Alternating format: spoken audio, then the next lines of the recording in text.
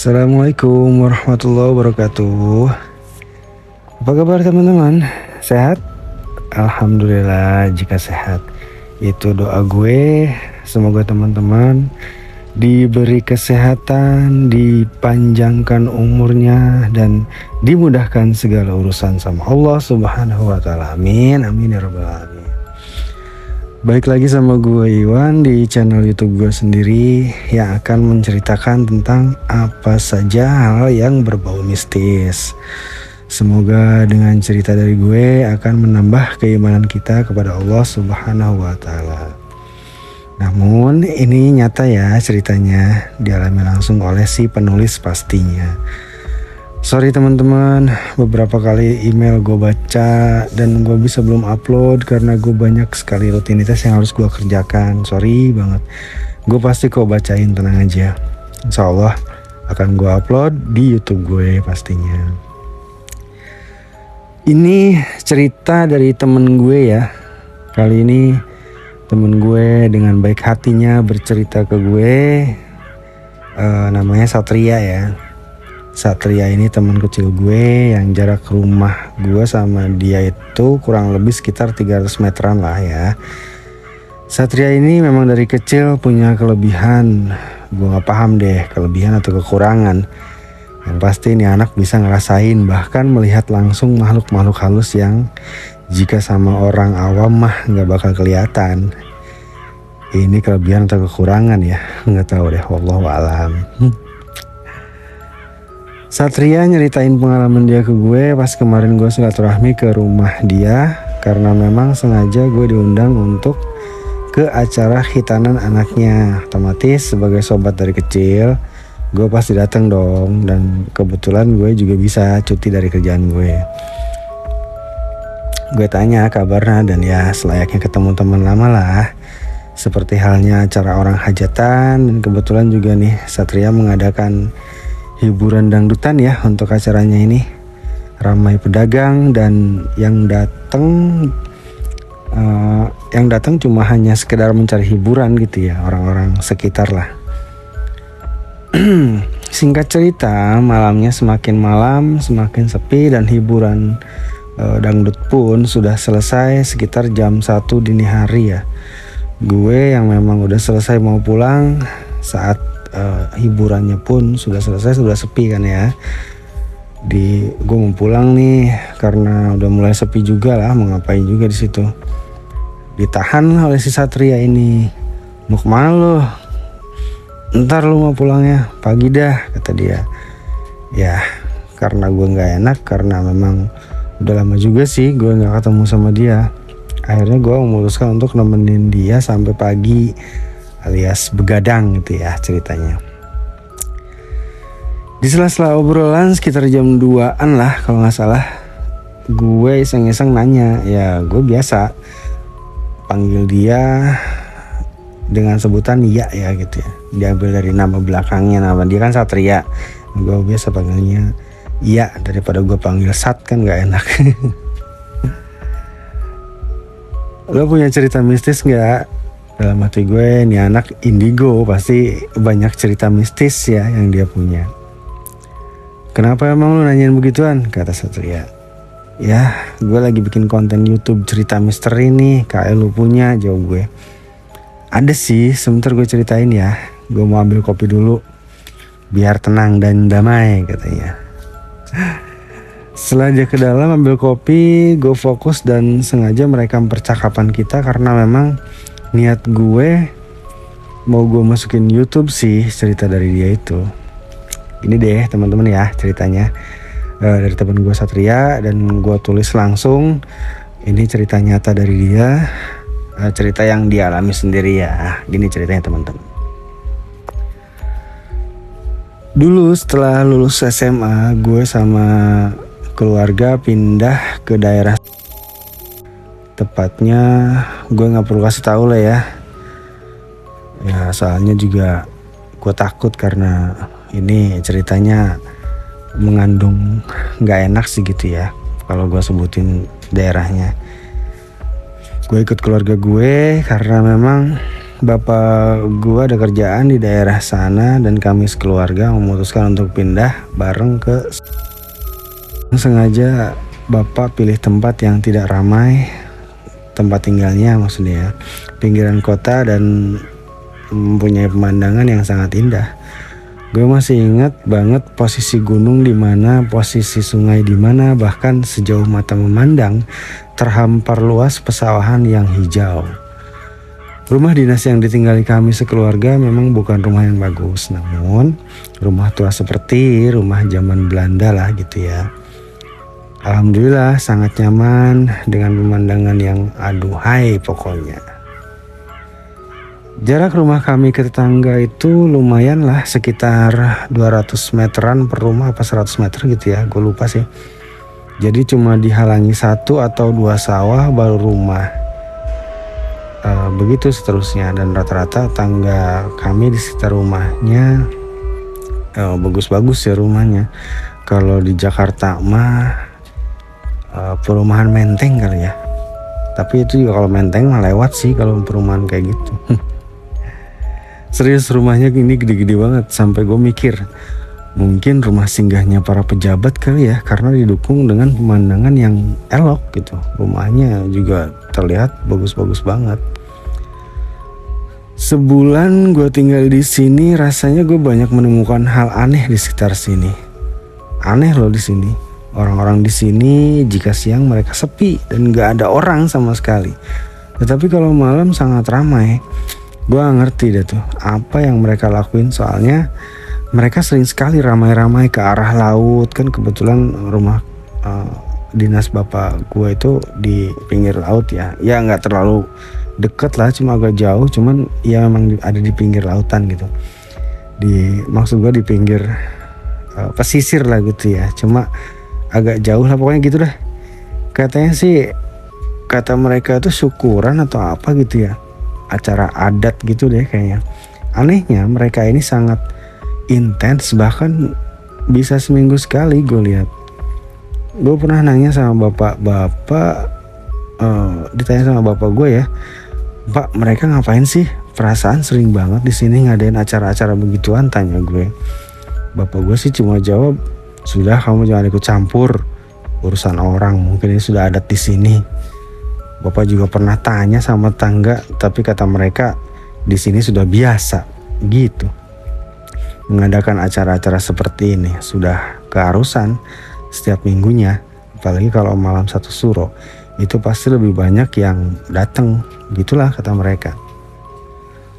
Di awal kan gue bilang nih, rumah ini sepertinya nggak ada penghuninya, nyatanya mereka ada loh. Dan seperti yang gue bilang, mereka itu rata-rata melakukan kegiatan di malam hari. Makanya ketika siang di sini sepi banget, begitulah ya.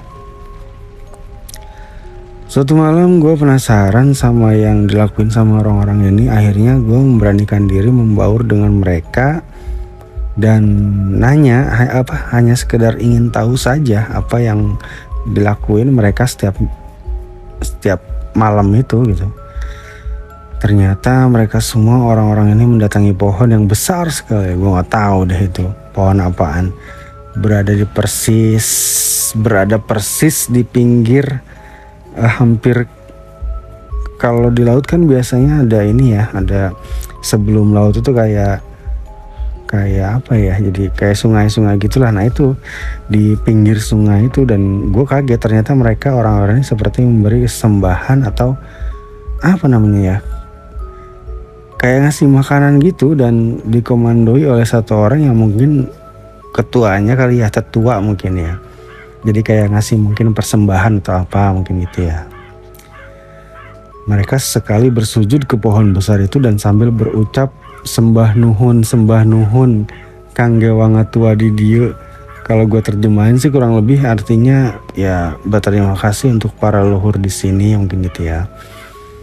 Kegiatan yang menurut gue nggak jelas ini berlangsung selama 2 jam, dari jam 1 pagi sampai jam 3 pagi ya. Setelah itu mereka semua pulang. Mereka mandi ya, sebelum pulang tuh mandi di sungai itu, dan mereka langsung pada pulang gitu.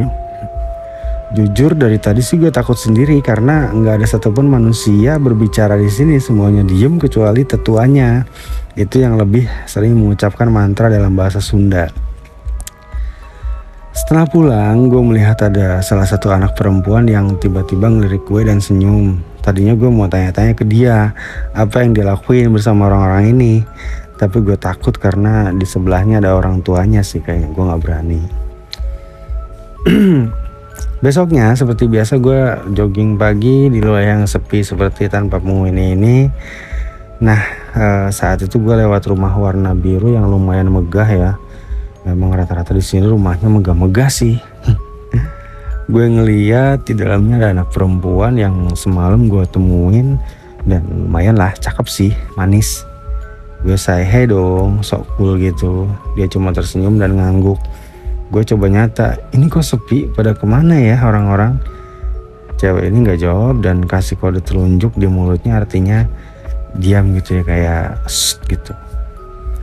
Dan dia buru-buru ke dalam rumah. Gue pikir dia kenapa langsung masuk gitu aja.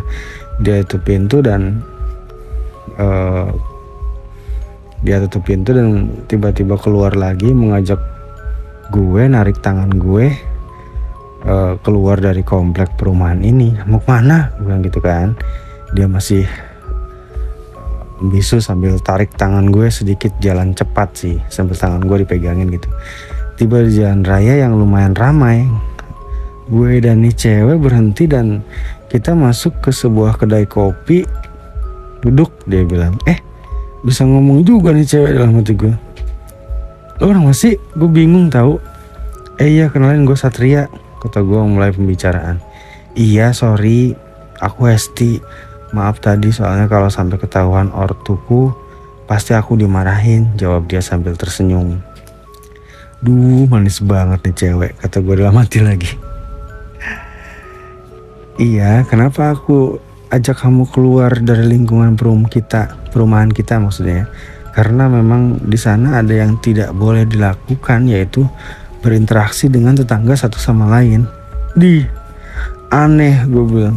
Yang ada juga kita sama tetangga harus saling tegur sapa. Nanti kalau ada apa-apa, siapa juga kalau bukan tetangga yang minta tolong, yang nolongin gitu ya. Oh iya, gue mau tanya dong. Kenapa sih warga di sana suka banget keluar malam dan seperti menyembah ke pohon besar itu? Ya, itu ritual kami setiap malam Selasa dan malam Jumat. Pohon itu memberi kita kekayaan. Kamu tahu nggak?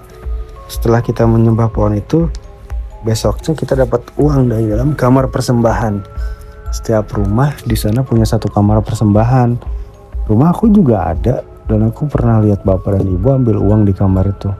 Wah, masa sih? Gue bilang. Iya, aku pernah melihatnya, mereka bapak sama ibuku ambil uang dari kamar khusus. Kata dia ngejelasin. Innalillahi. Lo tahu gak Hesti, perbuatan seperti itu buruk. Artinya lo dan warga itu sudah musyrik ya dan menyekutukan Allah Subhanahu wa taala. Lo muslim kan? Tanya gue. Iya, aku Islam tapi gak pernah sholat dan puasa, jawab dia sambil nunjukin kepala. Aku dari kecil gak pernah diajarin ngaji atau belajar agama. Lo sekolah gak sih? Gue tanya gitu. Iya, aku sekolah, cuma sekolahnya online, gak boleh sekolah di luar sama bapak ibu, jawab dia. Kenapa lo waktu lihat gue kok lo langsung ajak gue keluar seperti sekarang ini? Tanya gue penasaran kembali. Iya, aku ngeliat kamu seperti penasaran. Sebetulnya aku sudah sering lihat kamu kalau berangkat sama keluarga kamu. Keluarga kamu orang baik dan keluarga kamu aku yakin gak tahu apa-apa juga tentang di sini. Iyalah, keluarga gue kan emang baru di sini. Dan makanya aku hanya ingin mengobrol denganmu tapi di luar. Pantesan di sini itu gue perhatiin gak ada masjid, bahkan musola pun gak ada ya. Aneh deh. Ya begitulah di sini, orangnya sesat semua. Maksudnya di daerah Hesti ya, satu komplek itu. Iya, aku mungkin nanti akan pergi saja karena di sini sudah tidak baik. Percuma kita punya banyak uang namun tidak bisa menikmatinya. Dan banyak hal yang aneh di rumahku juga, seperti banyak hal yang angker, seperti ruang lingkup kami yang banyak interaksi dengan jin-jin itu. Waduh, kasihan juga nih bocah, dalam hati gue bilang gitu. Ya sudah, minggu depan gue dan keluarga pindah ke daerah tempat bapak gue kerja. Kata bapak gue di sini terlalu jauh dan tidak ada masjid. Bapak gue nggak suka dan nggak betah. Makanya minggu depan kita semua harus pindah. Sayang padahal dengan pemandangan yang seperti ini. Namun lingkungannya aneh sih di sini. Kata gue, ya begitulah. Aku juga bingung. Ibu bapak aku nggak pernah ngizinin untuk keluar rumah. Bahkan bersosialisasi pun sama teman sebaya dilarang. Katanya tidak diperbolehkan sama mbah. Mbah itu yang ngasih kita kekayaan. Deh, masih ada ya ternyata hari gini. Kata gue begitu. Iya, buktinya kami ada. Iya sih, tapi memang gak takut ya di akhirnya nanti akan ada pembalasan dari sang maha pencipta. Gue bilang kan kayak gitu ya. Ya sebenarnya aku tahu itu suatu saat nanti akan terjadi murkanya. Tapi warga di sini sudah tertutup matanya dan tidak lagi melihat halal dan haram. Wah, serem juga ya. Aku juga rasanya ingin kabur saja. Aku takut kalau di sini terus-menerus akan merugikan aku sendiri nantinya. Ya, hidup adalah pilihan. Pilihlah jika menurut lu baik. Itu sih pesan gue buat lu. Ya sudah, pulang yuk. Udah siang juga. Takut bapak ibuku nyariin, kata dia. Oke, kata gue. Pulanglah kita ke perumahan yang kalau dilihat dari luar memang indah dan sempurna. Rumah besar, mewah, pemandangan sangat indah, luar biasa deh pokoknya. Tapi diisi sama orang-orang yang ingkar dan menyimpang. Luar biasa memang. Akhirnya besok paginya gue pindah ke kota dan lumayan lah daripada harus di situ terus. Menakutkan guys. Dan setahun kemudian Satria dan keluarga pindah ke Bandung. Sampai hari ini di Bandung kuliah dan kerja, kemudian nikah dan mempunyai anak. Dan inilah acara sunatan anaknya sekarang. Jadi ditinggalin ya daerah itu karena memang keluarga Satria juga memang keluarga yang taat beragama, tidak mau untuk tinggal dengan orang-orangnya seperti itu. Itulah cerita temen gue Satria, teman-teman. Sengaja lokasi dan tempat yang gue ceritain ini gue samarin ya, karena ditakutkan ada yang tidak terima dengan cerita ini. Pokoknya di wilayah masih wilayah Jawa Barat ya. Kemungkinan sudah tidak ada sekarang ya. Ini sih cerita udah lama banget, semenjak temen gue baru lulus sekolah waktu itu ya, SMA. Ya anggaplah ini hanya hiburan semata dan insya Allah bisa menghibur semua di sana teman-teman. Terima kasih sudah mendengarkan cerita gue. Thanks Satria yang sudah cerita banyak ke gue, dan sehat-sehat ya lo semua di sana. Dilancarkan semua urusan lo, amin. Salam sama keluarga lo ya. Dan semoga anak lo menjadi anak yang soleh dan berbakti kepada kedua orang tua berikut nusa dan bangsa yang kita cintai ini. Makasih ya teman-teman, jangan bosan untuk like, share, dan komen yang baik-baik ya. Sampai jumpa di video gue berikutnya. Hatur nuhun. Wassalamualaikum warahmatullahi wabarakatuh. See you teman-teman.